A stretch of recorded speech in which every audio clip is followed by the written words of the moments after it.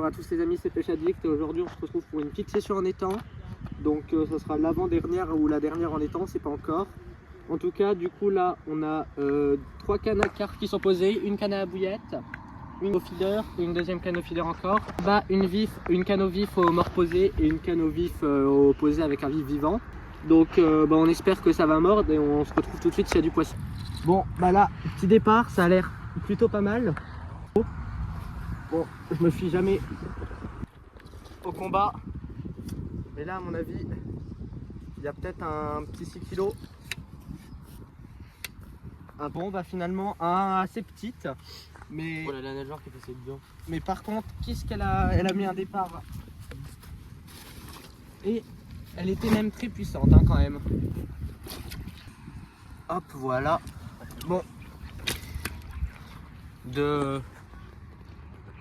2-3 kg, on va pas la peser celle-là. Mais voilà, elle est bien belle, un peu blanche, et les nageoires très orangées, c'est vraiment des belles couleurs. Elle est un tout petit peu abîmée au niveau de la nageoire inférieure, mais très belle coco, piquée parfaitement au bord, la bouche pas du tout abîmée. On va la relâcher tout de suite, ça fait plaisir. On va la relâcher tout de suite. Voilà, je pourrais pas vraiment faire mieux. Nickel. J'ai essayé de relancer tout près du lot, c'est vraiment là que ça a pris. Voilà. Bon, lancer pas top, mais au moins c'est à l'endroit que je veux. La zone là est amorcée, donc je repose et puis on va attendre une demi-heure. Je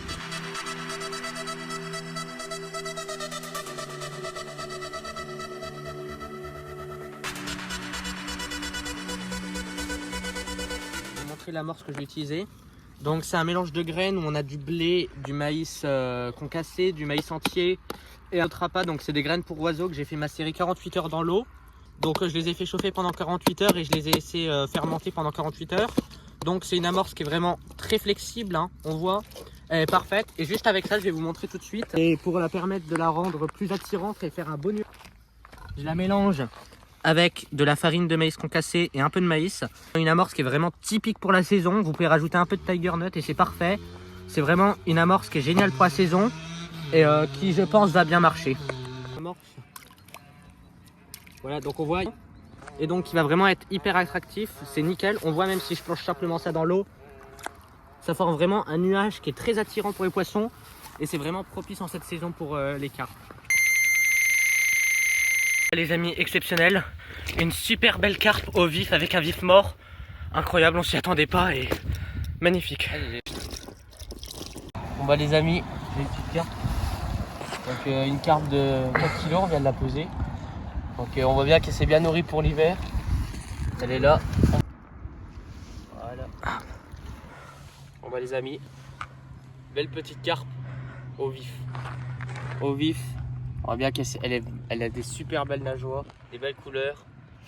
C'est bien nourri pour l'hiver parce qu'elle a un sacré. Donc on va peser ça après et on va vous retenir au courant. Bon bah les amis, changement de spot stratégique, 30 secondes à peine. Et un énorme départ, je voulais filmer mais j'avais peur que ça se décroche. Ça m'a l'air pas mal, je vais mouliner et je vous remonte tout ça. Ça se rapproche un peu du bord. Ça va pas l'air trop gros. Mais en tout cas le départ était vraiment pas mal. Passage magnifique, coucher de soleil, là je vais vers l'épuisette. Je m'y attendais pas du tout, je venais de la reposer en plus. Je décale de spot et là direct, énorme départ. Bon ça m'a quand même l'air plutôt pas mal. Je vais aller vers l'épuisette.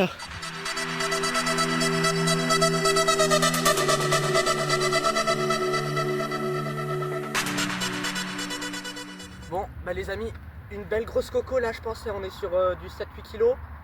J'ai oublié j'ai pas oublié le tapis de réception mais Mathéo et Lucas sont partis avant moi. Donc j'ai pas de tapis de réception, je suis désolé pour les carpistes. Je vais essayer de la faire rester le moins longtemps dans l'eau, elle est bien énervée. Énorme départ au maïs là. J'ai fait un changement de stratégie énorme, je suis changé de spot et je me suis mis avec des appâts vivants. Donc du pinky et bah, le résultat qui paye, elle a la bouche un tout petit peu abîmée donc je vais lui mettre du désinfectant juste après. En tout cas ça fait vraiment super plaisir.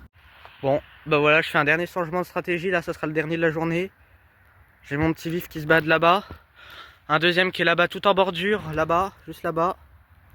Sur ce magnifique coucher de soleil. J'ai changé de stratégie, j'ai mis un vif là un tout petit peu plus petit que celui-là mais plus gros que celui que j'avais avant.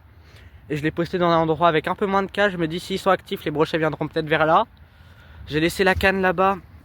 Du coup au maïs j'ai replanté au même endroit parce qu'il y a des gens qui ont beaucoup amorcé avant. Je vais profiter de leur amorce pour voir s'il y a vraiment des carpes encore actives sur la zone. Et franchement c'est magnifique, je suis là encore 1h30 donc c'est génial. Et puis je vous retrouve s'il y a du poisson, peut-être qu'il n'y en aura pas, on ne sait pas. Bon bah les amis, fin de la session. Donc résultat, 3 carpes dont une au vif, ce qui est quand même assez improbable. À la fin, vous l'avez vu, je fais un changement de stratégie et je passe sur cette amorce du coup qui me rapporte quand même un poisson assez rapidement. Après une grosse période d'inactivité, le froid est tombé et du coup plus rien. Mon vif s'est fait chasser, je pense, une fois quand même. Je trouve qu'il a drôlement bougé à la fin. Et je rate un départ de nuit, ça se décroche directement. Et puis ensuite, plus de batterie du tout, plus rien. Donc dans ces cas-là, je suis rentré là.